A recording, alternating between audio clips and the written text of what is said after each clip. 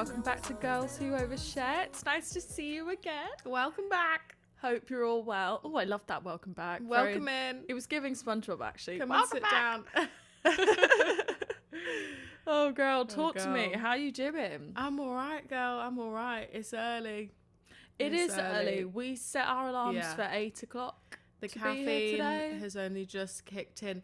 To be honest, we went to bed at a decent time, so I didn't think getting up was going to be an issue. But I woke up way before my alarm. Like, Right. the body clock was body clocking. Did you? Yeah, I woke up at like 7:45. It was like 7:30, Wow. 7:45, something like that.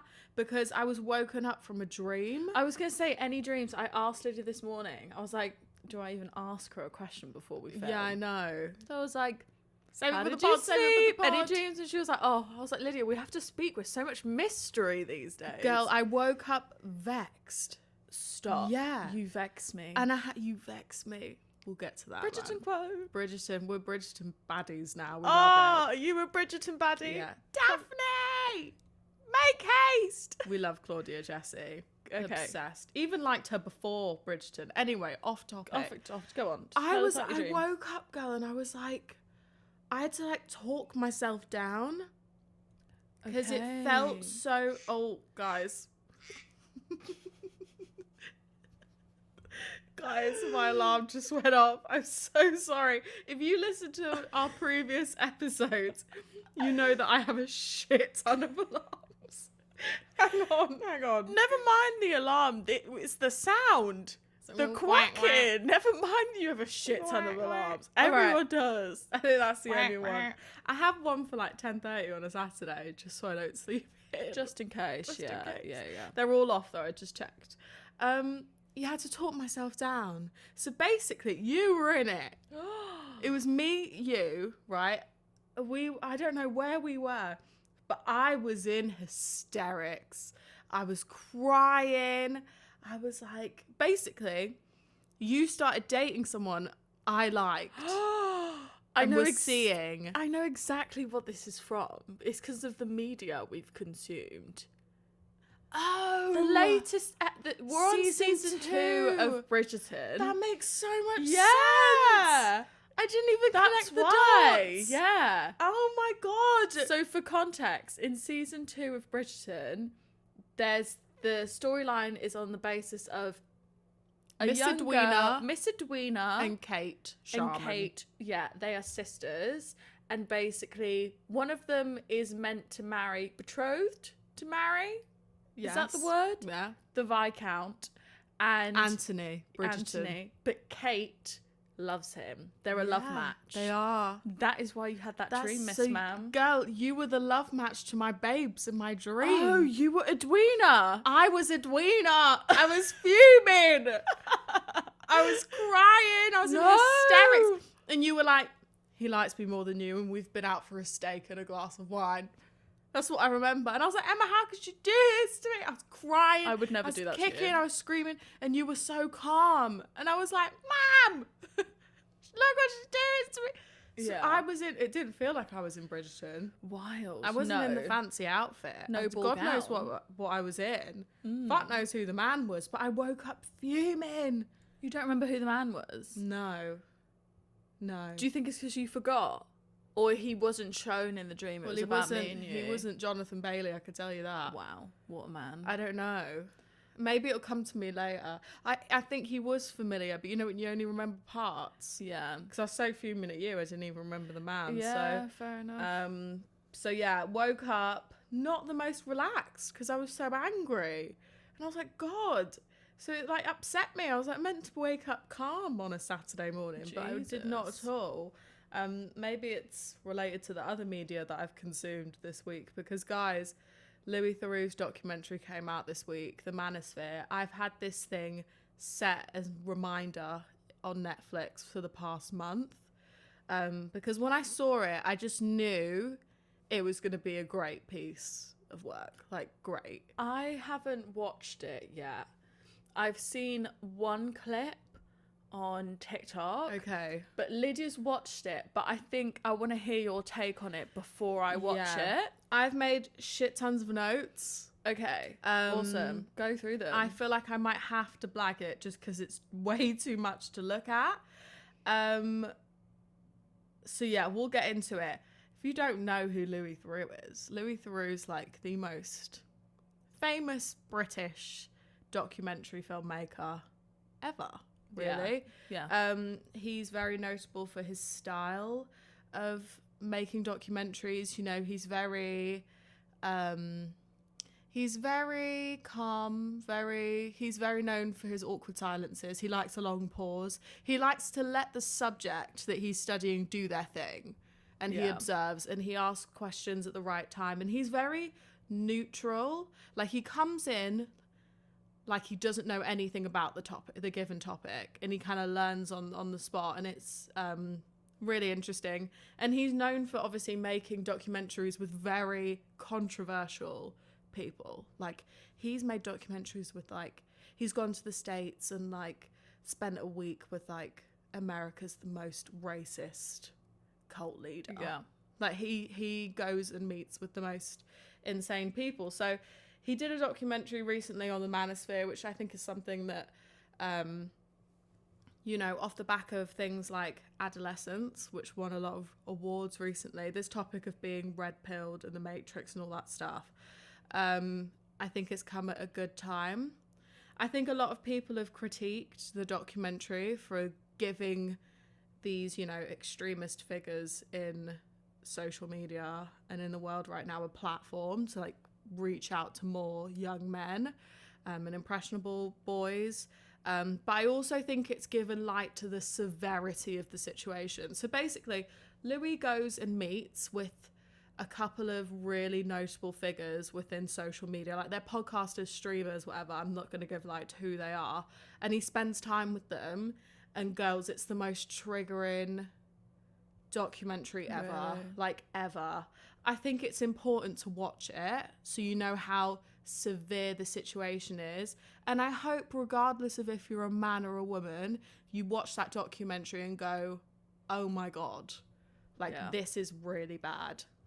I think what I like about Louis, though, is that I think I would argue that if people were to criticise him giving them a platform, they already have the platform. Oh, they do. They already have millions of followers. Yeah. I think the way in which he's done it is although he doesn't show much bias, doesn't express much of his opinion, as you said, like in the documentary, when it's edited in the end, it is presented in the light in which it should be, which is how outrageous it is. Yeah, exactly. So I'm not going to go into too much detail. There's so much I could fucking comment on, and I think you should just go ahead and watch it.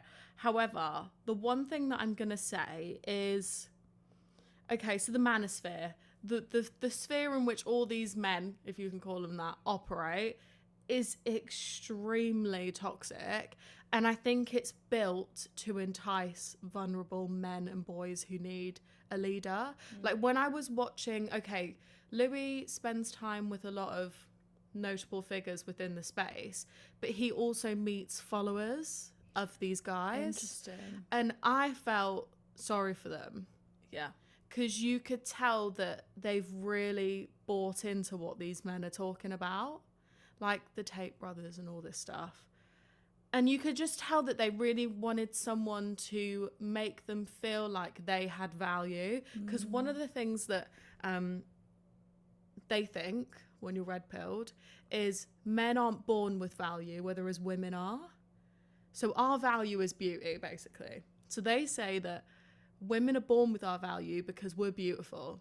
And being born with value, the example that's given is, you can get invited to beautiful parties and on the yacht and whatever because you're beautiful. You're born with your value. Whereas they're not going to invite my man on the boat because he's got no money, he ain't got a nice car. He's got to build his value. Right. So it creates this very dangerous idea that wealth and possessions is the only thing that makes you a real man, basically. Fuck. Which is really damaging because it links to this thing about hegemonic masculinity, which I wrote an essay on at uni. Basically, hegemonic masculinity or hegemony is basically this idea that there's a very restricted view on what it is to be a real man. And these influencers, if you could even call them that, really take that and fucking run with it. They go, buy my guides, listen to my podcast. I'm going to teach you how to be a real man. Drink this drink. Drink this drink. Buy into my trading platform and I'm going to teach you how to be a real man. And you can make loads of money like me. Why work for someone when you can work for yourself? And it's just so damaging. It not only isolates women, but it isolates men that don't fit that mold. And the men that they interviewed that were followers of these individuals, I felt really bad for them. There's also so much misinformation. Like, these boys with platforms, they're just chatting shit. Yeah. Like, they're saying things like, women don't know what they want. They want to be told what they want. Women should be in the kitchen. They're saying all these statistics and stuff, and scientists have proved whatever. There's so much misinformation, and I think a lot of young boys in our generation are buying into this information without fact checking and criticizing and questioning, and it's becoming really harmful. Yeah, I think one thing, I saw one clip, and it was Louis interviewing this man who I had never seen before. He's never come onto my For You page or whatever, but he says, look around you, the things that are surrounding us, everything that's been created was created by a man, and women have never invented anything. Yeah. And I'm sorry, Wi-Fi was created by a woman. The very thing you use to access your audience and build your career. And I just think it's this entitlement that men have given women everything, and they're wanting to take it back to the days in which women didn't have access to education. And I'm sorry, the fact that there is this really stark contrast between men and women, and whether they've invented things or there's more men in more senior positions, is because women were deprived of those privileges, like, historically. So it's not that they're not capable, it's that they had to fight for that to begin with. Yeah. And basically they feel like there's an attack on masculinity and men, and they need to band together to keep things the way that they are. Right. There's so many contradictions in this fucking documentary that Louis tries to help the guys try and talk through. Like, why do you think that? For instance, there's one guy they interview, and he's like, I think OnlyFans is disgusting. Like, if that's your daughter or your missus, you should be ashamed. Tell me why my man has a company that helps manage women who participate in OnlyFans, and he takes a cut of the money that they earn. Jesus Christ. So he doesn't support it from a personal perspective, but he's quite happy to participate in the business side because it benefits him financially. And he was like, I make money off of it, so I don't give a fuck, basically. That's what he says. But he was like, if that was my daughter, I'd be ashamed. There's so many contradictions, so many. It's a very thought-provoking watch. It's a very scary watch. I think if you have young boys especially, you need to watch this documentary, and you need to be monitoring what media they're consuming, because it's scary. And there's grown-ass men buying into what these men are saying. And I do think it's difficult to be a man or a boy right now if you're consuming that media, because they're telling you, if you don't have a fast car and you're not trading and making thousands and you don't live in a nice flat or whatever, you're not a man. Yeah. And it's really damaging. But I think Louis did a great job of capturing it. So if you haven't watched it already, definitely go and give it a watch. It's not a relaxing Saturday night watch, to be honest. Emma, I think you should watch it. But those are my thoughts on it anyway. I am going to watch it. I've actually seen a few positive videos off the back of it, though. Oh, have you? I've seen a few male teachers in school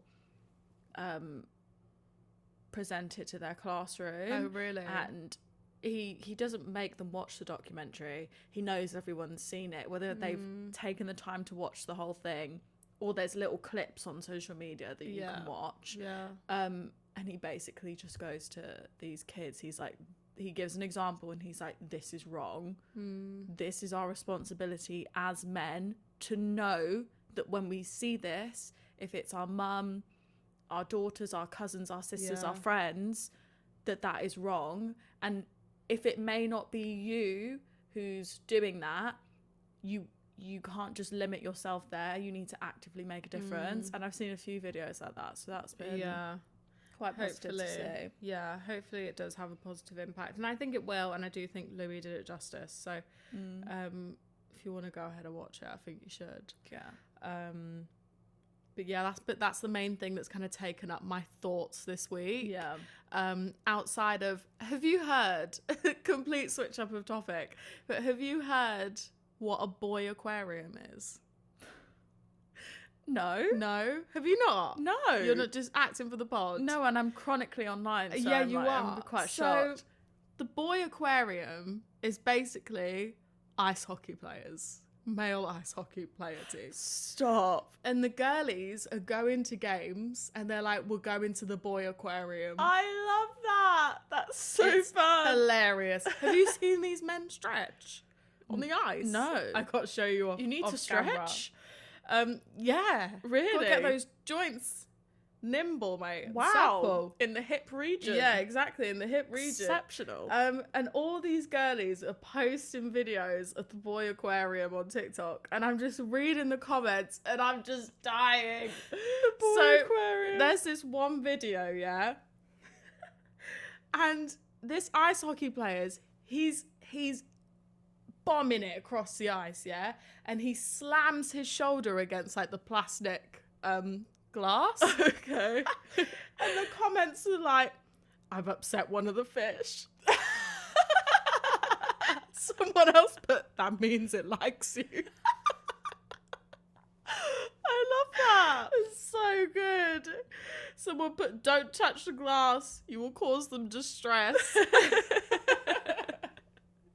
I love that. That's so funny. I'm pretty sure that Milton Keynes have a hockey team, so I think we need to get in the car and go watch a hockey match. Let's go to the boy aquarium. Shall we see when they're Take the playing girlies next? on a school trip. Let's have a look. Milton Keynes ice hockey. That's hilarious. We need to go. We do. Why These not? men, they're scrapping on the ice, girl. Really? Yeah, It it's gets aggressive. beefy. It's like rugby on ice. Wow. With helmets. He's in the capades. I was about to put show. It's not a show. It's a game. Ice hockey show. Literally. Match tickets. Here we go. Accept. What we saying? Ticket types. Ticket prices. I want to be close to the glass. They're playing on the 20th this month. Wow. I'm not 7 busy. p.m. Buy a ticket now. How much we talking? Oh, you got to log in and all this stuff. Oh, Let me do this. Do you know while what? You I tell feel us like about that your would week, be honey. good for For the content. We're researchers for the podcast. Absolutely, it's educational. Anyway, It's educational, this podcast. Anyway, how are you, honey? Tell us while I have a look at these tickets. Lydia. Do you know what I've been loving at the minute? What? Spanish R&B. Spanish R&B? Spanish R&B. Really? You know I like some Spanish songs. I used to listen to Rosalia on loop to the point where I know some Spanish songs. Oh, yeah, you do. And I don't even know what I'm saying. But he's like, you know, from Cinderella Story. Yeah. Drew Seeley. He's like the Spanish Drew Seeley, right? His name's Fabro, and he's got this song called No Era Amor. Oh, okay. Right? Which means, like, that wasn't love. But this man can sing. Can he? He can sing. I don't even know what he's saying. But you're taking it in. Honestly, I'm taking it in. Me Casa is all I'm saying. Is all I'm saying. He's just, his song is just amazing. I listen to it on repeat. And I actually think it's quite funny because I'm not a Spanish speaker. No. But like sometimes I'm listening to it like when I'm walking like in the train station and I'm like, I have no idea what he's saying. You pick up the words though, because when we've listened to a bit of Rosalia in the car, Oh, you're shocked. Emma's ripping off these lyrics, and I'm like, how do you know these? I feel like your Spanish flatmate would have absolutely loved Oh me. yeah, 100%. Shout out Rodrigo. Yeah, he tried to teach me one of Rosalia's songs, and I just couldn't. It's tough language. Yeah, no, it is. It is. You really got to roll your R's. You know what we have to make? A podcast playlist. Yeah. For all the songs that we mention. Ooh. So we can add them on a playlist and all the girlies can listen. Let's do that, and we'll put it in. Oh yeah, we got to do that today. Yeah, let's Reel do it that off today. quick. Then we'll put it in the bio so you guys can listen to it. And you can suggest songs to add Oh to yeah, it. I was just about to say that. Let's definitely do that. Oh, this will be a short too. Put it in the comments. Put it in the comments. What songs do you like to listen to? On the topic of music, though, Lydia, you really need to listen to it. He's got a beautiful falsetto. Okay. Yep, stunning. I love a falsetto. Anyway, also, girl bands and boy bands are back. They are. And I'm fucking loving it. Me and Lydia had an in-depth chat about girl bands or boy bands. All right? Yeah. Frequency, Say Now, our favourites, Solidify. Yeah. Also, the Pussycat Dolls are back for a world tour. They are back and they're selling tickets. Girl, we gotta go. They've come out with new music. I know. It's only 3 of them though. Oh, they've got... Is there more music? Well, didn't they drop like 2 new songs to like, they're like, we've got new music and we're doing a tour. Right, yeah. I think I saw a little clip, but nothing will beat their original stuff. Yeah. Like, we listen to their stuff on a weekly basis. Like, yeah. I remember popping that CD in my little CD player and strutting around the house, and I was like 8. Yeah, right? It made us. It really did. It raised us. They are the baddest girl group ever. And I don't care if it's just Nicole singing. I don't give a fuck. I know. I know. But they're Sorry, still girls. bops. What are your favourite Pussycat Dolls songs off the top of your head? Beep. It's funny how a man Ooh, knows thinks about her. She got a real big heart, but I'm looking at you. Got real big brains, but I'm looking at you. Ain't no man when you're looking at me. I don't give a keep looking at me, cause it'll mean a thing if you're looking at me. I'ma do my thing while you're playing with you. Ha ha ha ha. That.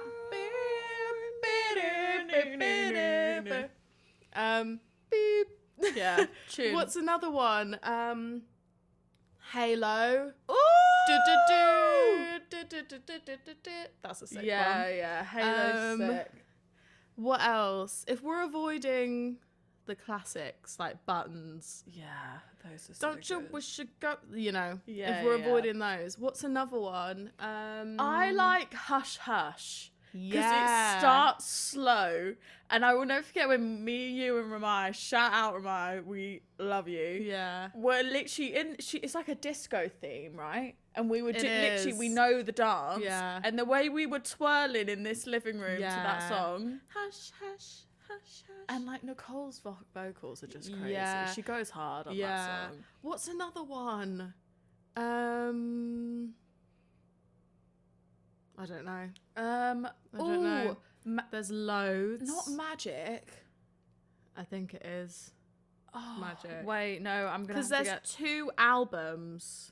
Yeah, Magic. Pick a card, any card. Yeah. That's what he told me. I took him to rodeo, Yeah. and it worked like magic for me. That's a good Tune. What about Abracadabra, I got to have you. what about what's it called? I hate this part. We're driving slow through the snow on Fifth Avenue. And right now, radios are the... It's raining, girl. She's strutting in the desert. The world. I can't down, but my heart. I swear, guys, I swear I can sing. Do you know what? That's wild as well. Why would we sing properly right now? I know, you serious? Yeah, imagine yeah, that's icky. I know. I'm gonna sing silly for you, babes. That's what I'm gonna do. But yeah, banger, mate. Yeah, we need to get Athena sent me. I sent Athena the teasers that were coming. I was like, something's coming. They're doing a London venue, right? It's a world tour, and you know what? They're bringing out Snoop Dogg. I'm telling you right now, they're bringing out special guests. Because how many collabs? Oh my god, yeah. Who else do they collab with? What was the guy from? There's that song where Nicole's like, she's got the fringe and a high pony, and she was like, I'm gonna need that Timberland. back. Oh fuck yeah, what an yeah. icon. Lol, as if I didn't remember that. Everybody listening all over the world. I got a song about my favorite girl. Wait a minute. Oh, my baby's sexy for sure. He only want me for my body and soul. Wow. Girl, why you do it like that? She take all my money, don't even try and bring it back. Wait a minute, Right. boy. Yeah, we need to get on with this. Anyway, guys. last thing. My beautiful friend Lenise is moving to Bali. She is. So today I'm off to London, right? And I can't wait to wear my baddie outfit, right? You know what? There's nothing more fun than striding through London in your boots. Yeah. I loved it a couple weekends ago. Yeah. I felt like Carrie. It's like, I don't know what it is about going out in London that's just more elevated. It's just a bit more special instead of just nipping locally. Also, it's like we only really are in London for work. Yeah. So it's nice to like go for other reasons. And not have a big off fucking bag on my back. Yeah. And like just my teeny tiny little bag. Running for a train. With my lip gloss. Yeah. Yeah. So today I've got like a leaving party.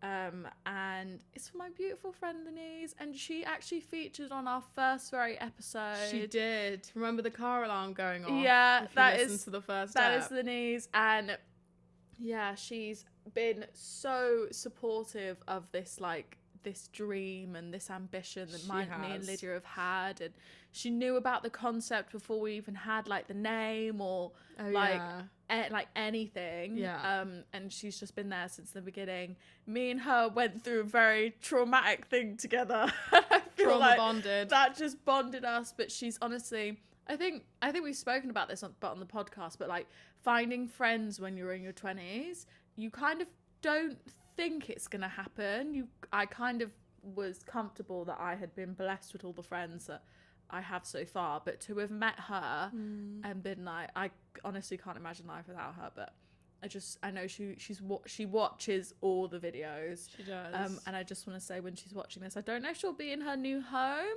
or she'll still be in London at that point, but I just wish you all the best, baby girl, and you've got this. And I feel like this is going to be the most amazing chapter for you, with like the most amazing blessings, and I can't wait to see you later and just have a boogie and a drink.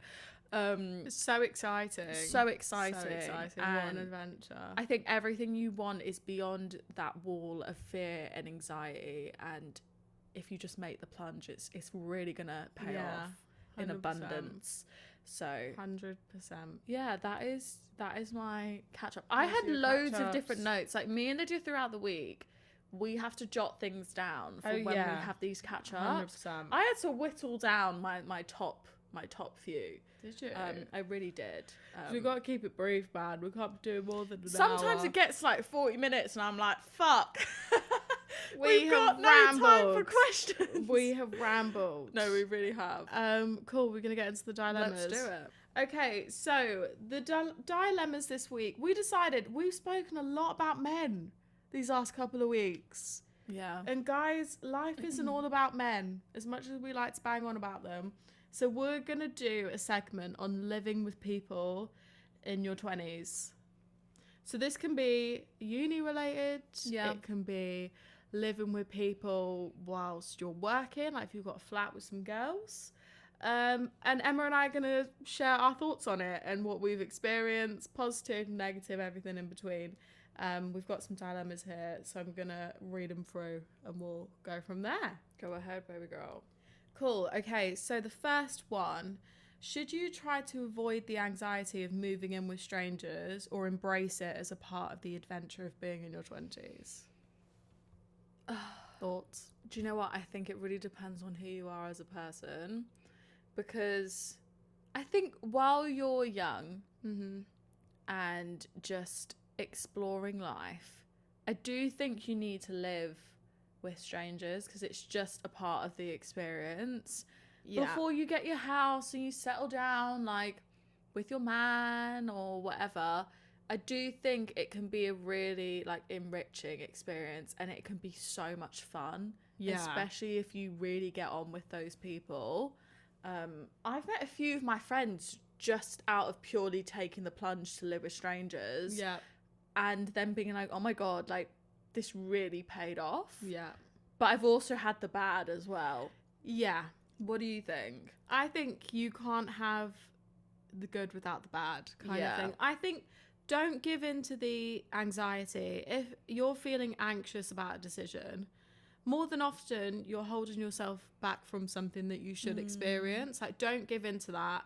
I think especially if you're in your early 20s, like, you're meant to be taking risks and building stories and having adventures. And I think living with strangers, whether that's at uni or just in general, if you're all working in the same city or something like that, I think it's a part of life.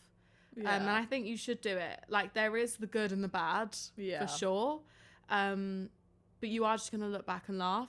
Emma did the ultimate plunge in her final year of year, like, ultimate deep end bucket. Like, I'm going to live with strangers. And it really paid off. But Yeah. you've also lived, like, your first year of uni, you lived in private accom. It was Yeah. just you. Like, you've had both. I've done so many different situations. So we've got time, I'll give you a backstory. So my first year I lived alone. Purely because the uni I went to, it wasn't that everyone was guaranteed, like, halls, but I That's think so bad. that's with city unis though. Yeah. If they don't have it, if the campus is integrated into the city, there's not space. So I was really, like, sort of I didn't really get that. I wasn't clued up on that sort of in the beginning. So I was like, okay, I'm just gonna, like, live in a studio, see how it goes. And as much as I loved my own space, I do think it would have been nice to have just been with people. Because then I realised I don't like living alone from that. Yeah.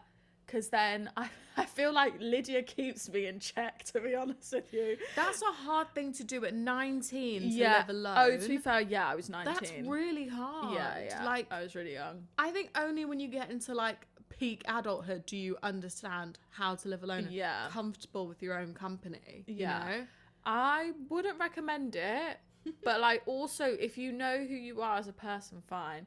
And then in final year, I did the complete opposite. And I was on placement year, and because of COVID, there wasn't a lot of placements available. Yeah. So a lot of my friends didn't get placements, and they graduated. So when I had to go back to uni to finish, like, my final year, no one was fucking there. Yeah. Or everyone had met people, like, in their final year, or had already secured places. So I was like, I just need a room. So off I went onto Facebook, and there was, like, a few groups or whatever. And I remember I saw this ad. It was like, house with 7 boys. And, like, 1 room was free. And then I also applied for, like, 7 girls, and, like, a room was free. And I remember talking to you in the moment. I was like, fuck it. Like, it could be funny. I didn't think I was actually going to go through with it. But I went through with it. I remember I had to keep it a bit of a secret for a while. I didn't tell mum, didn't tell dad. Also, I do think that there was strategy behind it, because I think it was when you and I spoke about it, we were like, okay, if you move in with 6 girls who have known each other for 3 years and you're the new one, there could be dynamics that, like, if they go on a night out without you, you'll take it personally. Whereas if the boys go out without you, you ain't gonna care. I don't care, no. Because they're boys. Exactly. And I also think, I was like, I've already got my friends. Yeah. So I just feel like I knew the girls were, because they had a group picture together. I was like, they're friends. Like, if I don't like them, or if one of them's gatekeepy about, like, me, like, coming into the friendship group, I just thought, okay, this looks really pick me, but I know myself, I know my character. And it actually was my favourite year because the boy group had a big girl group as well. Yeah. And we're still friends to this day. See? I'm actually seeing them in summer. In Oh, July. yeah. We like to go to Fisher events Lovely. together. So that's what we're gonna do, and I'm so glad it could have gone tits up. Let's be real. It could have gone tits up, right? But it didn't. It actually worked out really well, and they were all really lovely guys. See, and there you go. So if you're looking for flatmates right now, or you could take a place with 3 or 4 girls, or if it's mixed, like, go ahead and do it, because even if it's not the best experience, you will learn life skills through it. Like, living with people that you don't particularly get on with, you'll learn how to manage conflicts, be honest, deal with difficult situations, or you can have a really great time and make friends and meet the people they're friends with, and it could be a really great year for you. So don't give in to the anxiety. I think for me personally, I also had a mixed bag, but I went into my first year, I picked mixed accommodations. I picked guys and girls, and it was an even split, 3 girls, 3 guys, and that was a really great experience, because it's the small things, like, oh, I don't have a hairdryer, or have you got straighteners? Or, oh, I'm really ill, do you have any paracetamol? It's little things. And I think when you're all experiencing the same thing, like homesickness, or it's a new job that you're settling in, or it's a new city, you're all in the same boat. And I think as humans, we are like community animals. We need we are pack animals, that's the word. So I think it's an adventure. And then in your 30s, you can get your own place. It is. You know? I just think follow your gut as well, because I remember when I was talking to the guy who had the room in my final year house.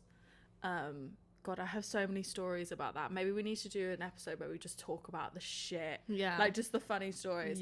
But when I was chatting to the guy whose room I took, he responded straight away. He was very friendly, very chatty, like really like reassuring. And that just gave me like a really good gut feeling. So I think trust that as well. Like, if you are just like going into a house with people, have a little chat with them. In my second year house, we did an interview for the people who moved into our house.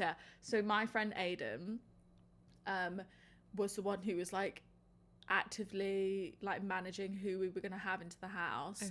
And he interviewed 2 people, and one of them was Romy, and she moved into our house, and she's one of my best friends to this day. Oh my god! So you didn't know Romy? No, I didn't know Romy before moving in. Oh my god! Yeah, of course. She was a stranger, and I remember we moved in, and Athena was like, "Should I take all you girls to McDonald's?" And I remember going into Romy's room. I was like, "Do you want to come to McDonald's with us?" And we all just went and got food, and then and then we went into lockdown. So me and Romy were just like 2 strangers.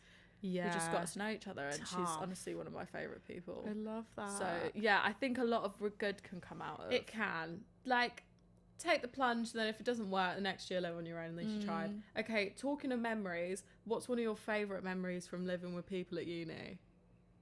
Oh, our prees were sick. You can't beat it. You can't beat it, and we had the biggest house. So, I mean... your house was massive. It was huge. Your kitchen was huge. Yeah, it was 7 bedrooms. Like, it was massive. It's crazy. And we had the biggest house, and, like, there was, like, 2 other houses that we mingled with, but they didn't have the kitchen space. Like, their kitchens and their living rooms were combined. So it was, like that open living. Space, Our kitchen was huge. It was massive. So I feel like the prees were always really good fun. Because we could have as many people as we wanted.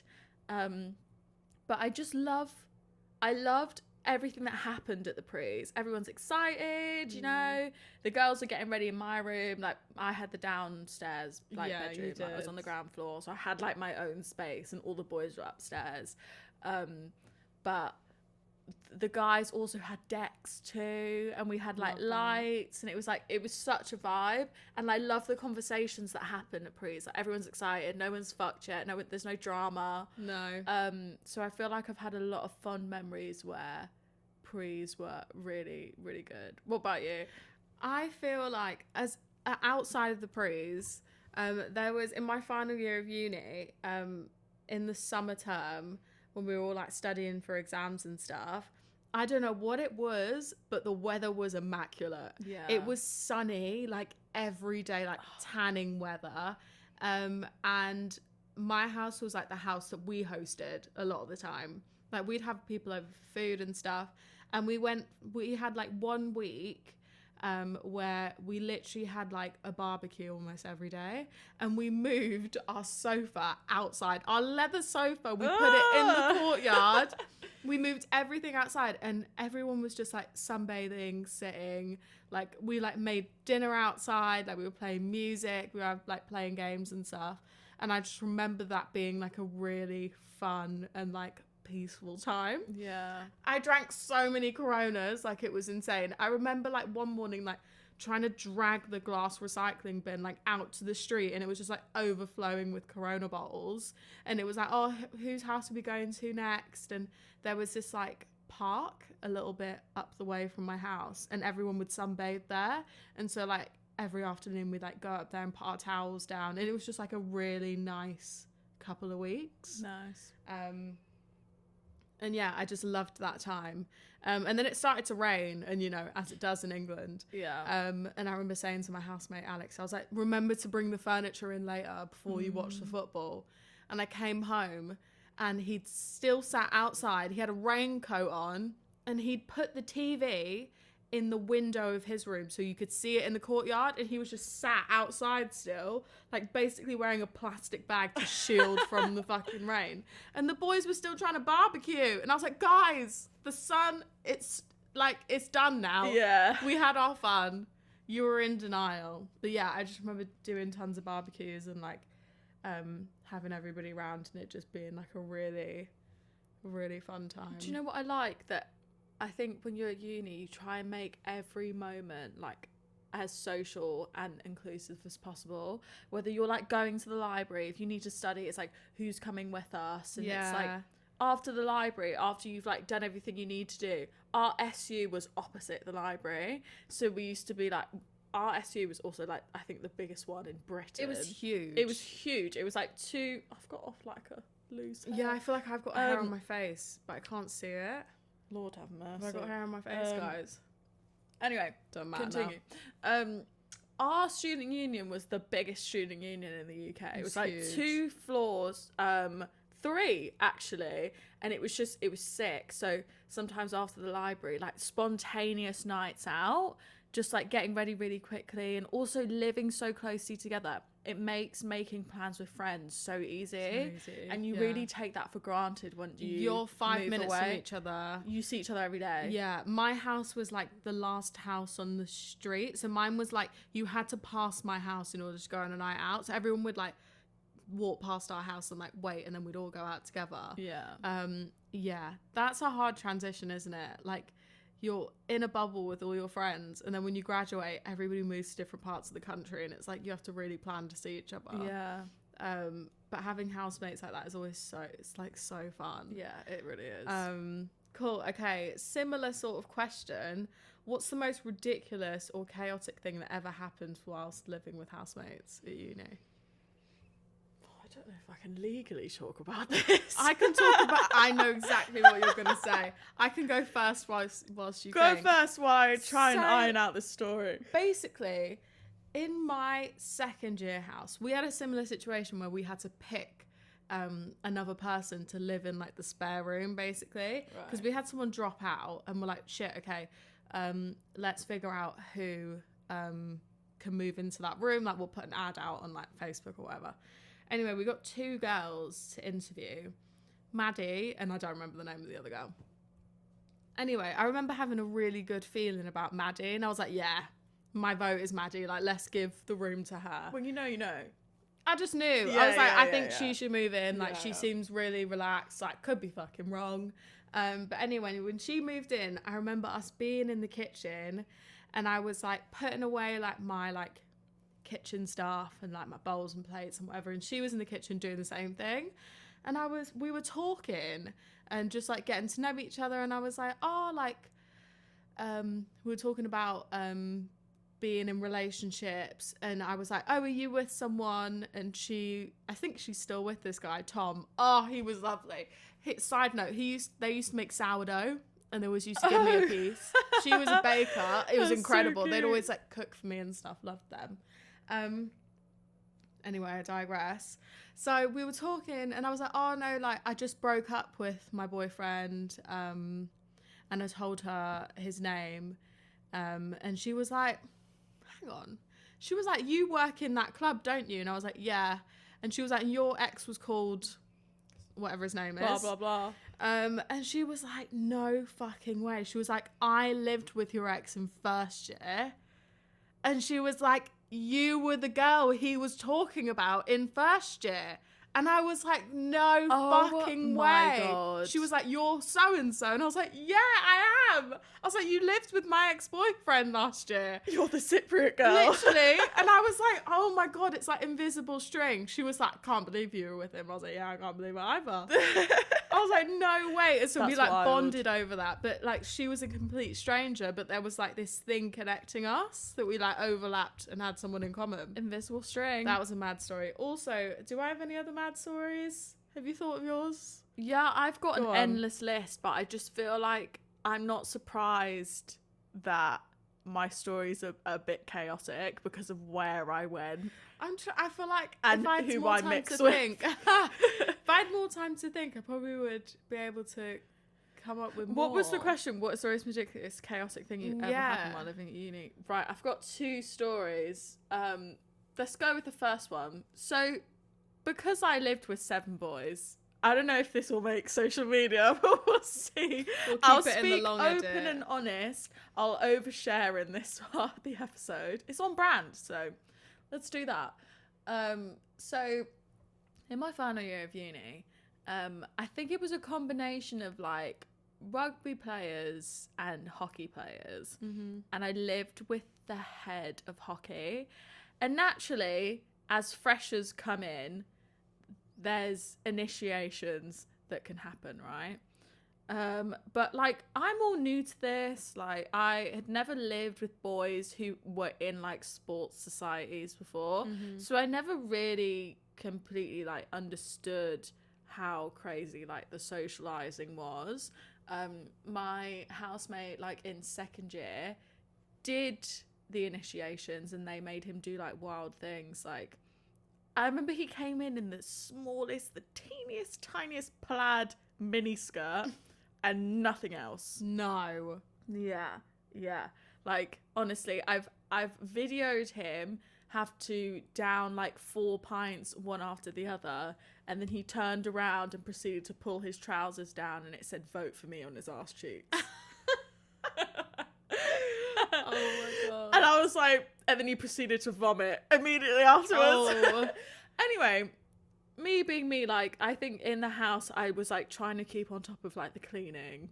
How fucking stereotypical. I don't know how you didn't go fucking mad. The thing is, I knew I didn't really care about that stuff. Noise, mess, it never really got to me. Yeah. And I knew that moving in.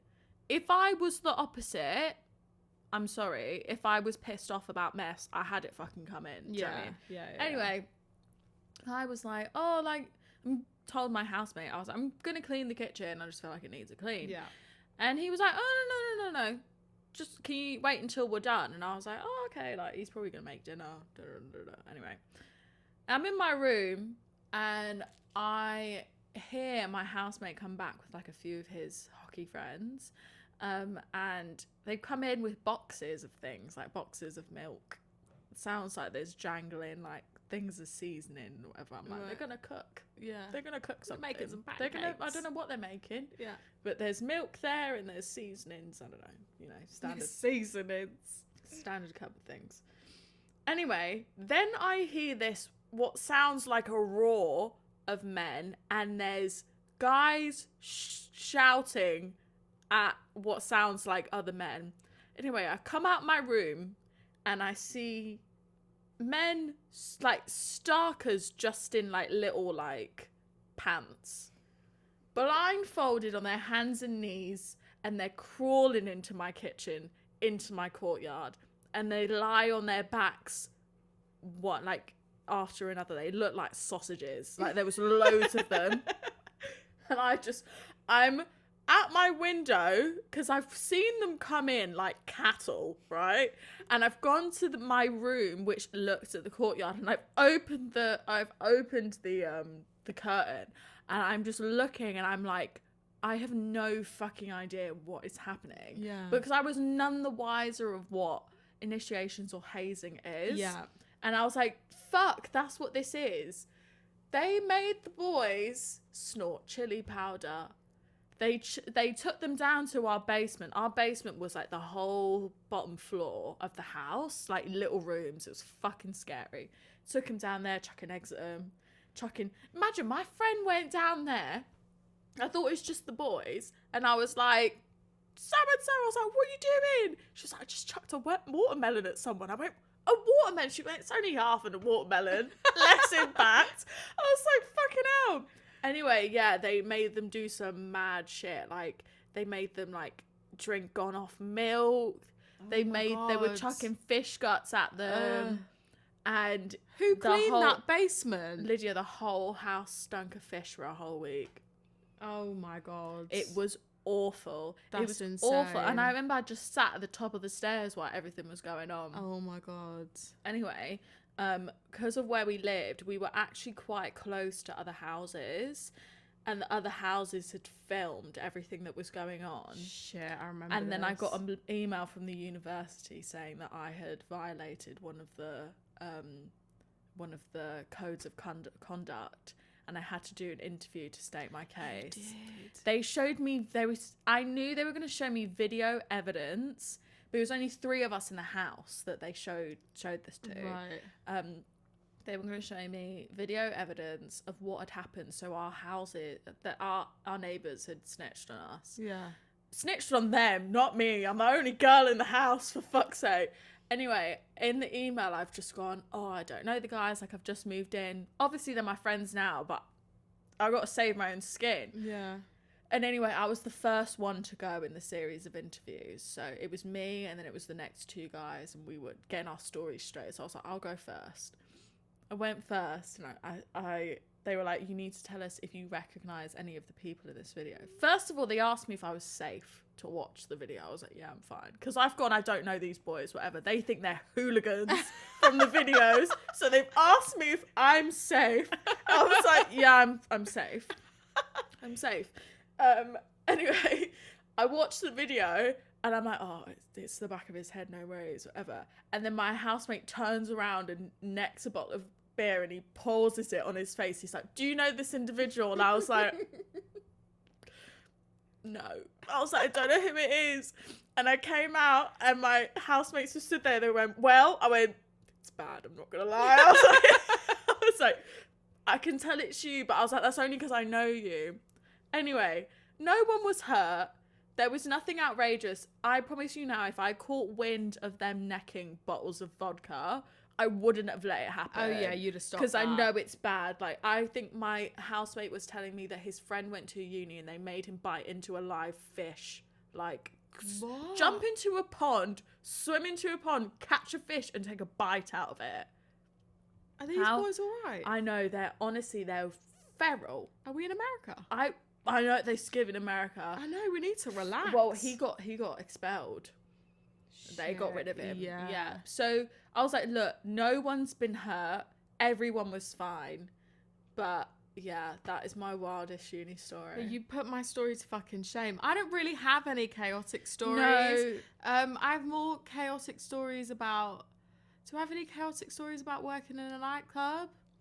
Oh my God, that guy that was obsessed with me. Oh my God, Lydia, tell them. Oh, okay, I'll tell that the story. People. I don't know why I was thinking specifically about housemates, but obviously, as I've mentioned before, I used to work in a nightclub at uni. Never really had any issues, to be honest. I always felt safe at work. Yeah. And like, if I walked home, I never walked home alone, or at the time I had a boyfriend and he would walk me home. So I never felt like it was an issue. So anyway, in my final year, I went back to work in the club that I'd worked in before I went on placement. And at the time I was a bottle girl, so I was working on like the booths and stuff. And there was this one guy, I thought he was gay. I made the assumption. So I was being nice to him. He was like, I love your glasses, whatever. We're chatting back and forth. And he was like, can I have your number? And I was like, I just said, yeah. And I put it in his phone. In hindsight, I shouldn't have done that. No. And then I realised he actually had an interest in me. And this man was belling my phone, like texting me, repeat texting me. He sent me an email. I don't know how he got my email. I don't think I have it now, but I could have a look. Sure. And anyway, I'm like, oh, he's a bit funny. And then I go into work. It's a Saturday night. And I'm on shift. And I'm on the bar, actually. And he comes in. And I'm like, oh, I'm probably going to have to serve this man. I'm trying to avoid him. I get put on the booth, so I'm like off the bar at this point. So I'm walking on the floor in and amongst customers. And he's trying to pull me. And I'm like, can you just not? Like, I'm not interested, whatever. He was persistent. And I was like, I feel really uncomfortable. I just go up to my manager and I'm like, can we just get him removed? Because I don't feel like I can do my job. This man's been messaging my phone. He won't take no for an answer. Anyway, the bouncers kick him out and it's the end. That's the end. I get on with my work and then I want to say maybe like 30 minutes goes by, 40 minutes.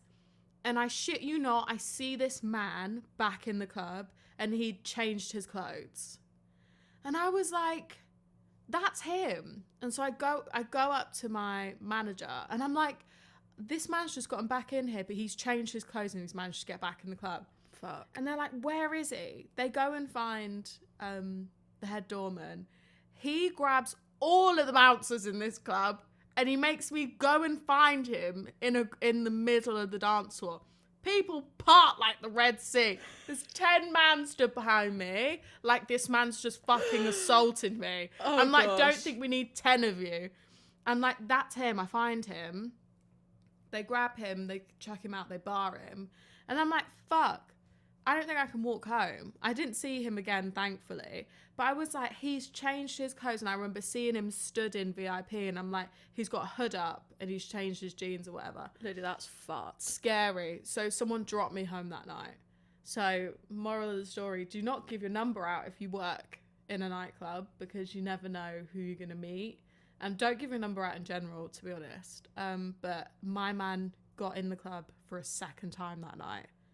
Doesn't make the club look very great, but they did deal with it quite quickly. Jesus. So. He went home and changed his clothes. And came back. That is calculated. Mm-hmm. Fucking hell. Craziness. Crazy behaviour. Craziness. Okay, last question. Just because you're good friends with someone, does that necessarily mean you'll be good housemates? This is true. This is the reason why me and Lydia only live together, to be honest with you. It is, because we don't feel like it's a fair balance no. in hindsight, because we're family, to have a third person. It would have to be 4 or 5 people to make it work.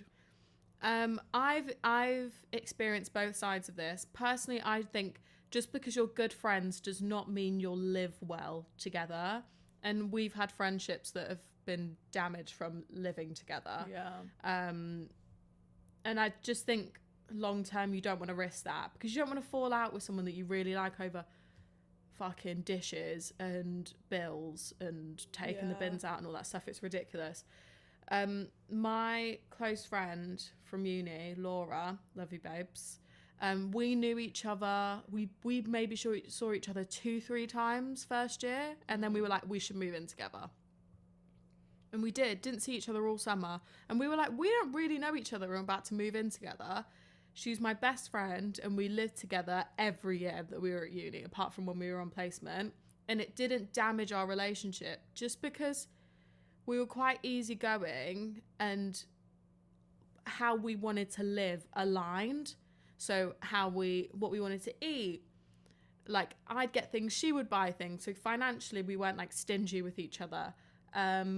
but I've also experienced living with people and not spoken to them again after living with them. Yeah. So it's difficult. I think you can have both. I just think you don't really know someone until you move in with them. Oh, 100%.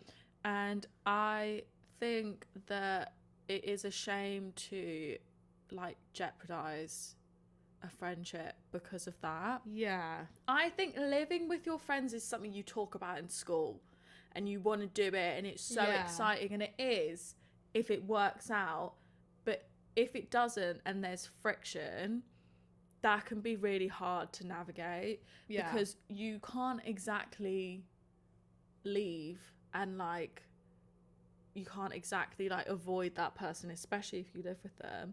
I had a lot of friction with someone at uni who I lived with, and it was hell on earth. It was World War III every day in our house, and that kind of energy just fucks with your mental.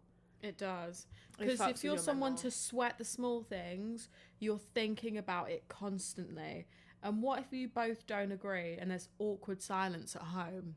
You just don't want that. Yeah. But then it also teaches you to try and find common ground on things. Yeah. And try and learn to communicate. Because if you're someone that finds it hard to be honest, bloody hell, if you don't get on with your housemate or someone you live with and you find it hard to be like, it really bothers me when you don't take the bins out when it's your chance to take them out. Or if you're someone who's bothered by mess or you're easily triggered, living with someone is not for you, babes. Yeah. No, it is so true. And I just think definitely try it. I feel like it's something you should do like at some point in your life. I think it's exciting, and I think if it works out well for you, great. But I also think if you're like an only child who hasn't grown up with sisters or siblings and doesn't like things being shared or doesn't like mess, like I think if you grow up with siblings, you know, if you go and come back, things aren't going to be where they were when you left. Yeah. If you're someone who likes things to be where they are, you should probably just live alone. You probably should just live alone. Yeah. And I think it's just black and white as that. To be honest with you. If you're both easygoing, then it should be fine. Yeah. Because my friends Abby and Meg, they lived together final year of uni, but they didn't live together at all throughout the majority of their friendship in our group. They moved in together absolutely fine. Yeah. But they were both really easygoing characters and they weren't really bothered about the small things. So there was no tit for tat, which is what can happen. Yeah. And you don't want that to drive a wedge between a friendship, because I don't think you necessarily need to live well together to prove that it's a good friendship. Sometimes you just need your space. Yeah. Like, agreed. We've had people ask us like, oh, should we do something? And I'm like, I love you too much to risk falling out with you over the dishwasher. Yeah. Agreed. And that's just how it is. Yeah. Like, we have to kiss and make up because we're sisters. Yeah. And it feels very like, it feels very neutral. For me anyway, like, we don't have to ask each other permission for things. Even though when we're in the supermarket, Emma will go, can I get this? I'm like, oh, yeah, get what you want. It's because I know you're trying to be good. We're splitting it 50-50. I'll choose if I want to eat it. I know, because I feel not. like I'm pushing the budge. Emma's like, can I get a prawn cocktail? I was like, yeah. Yeah. But no, living with people it's a part of growing up. It's learning to compromise. It's learning to communicate. And it also like helps teach you more about yourself and the kind of people that you're compatible with or not compatible with. But it is fun and it builds stories, and I think that's what life is all about. You know, having stories that you can reflect on, you know. Cool. Those are all the dilemmas. Yeah, I really liked that actually. I really liked actually reflecting on like our time at uni, because there are some wild stories, and even me just being sat here, I've thought of some things that I'm like, oh my god, I can't believe that happened or this happened. Okay. Like, but that was really fun. Cool. No, we need to do another one. I love all the, like you said, there's so many stories, and I think we need to we do share them more. Just need to share, absolutely. 'Cause you've got fucking loads. Oh, My I've house got was a little bit more loads. PG I've than yours got was. loads of stories. But yeah, Cool. well, Should we do we that? post a new episode every Thursday. We do. Make sure to follow us on TikTok and Instagram. Show us some love over there. Make sure to share our content, comment on our content. We'd love to hear from you guys. Yeah. We are going to build that Girls Who Overshare. I imagine it'll be a Spotify playlist. Yeah. Spotify so put some song recs in the comments, yeah, and we'll absolutely. add them so you guys can listen whilst you're waiting for the episodes each week. I think that might be really nice. So amazing. Thank you for oversharing, Emma. Thank you for sharing, Dean. We'll leave it there, girlies. Have a lovely rest of your week and weekend. Yeah, it's almost the weekend. You're almost there, babes. You're almost there, babes. You've done Bloody it. hell. You've done it. Yeah, you can see the end is in sight. Yeah, the end is near. All right, guys. Love you guys. Bye. Bye.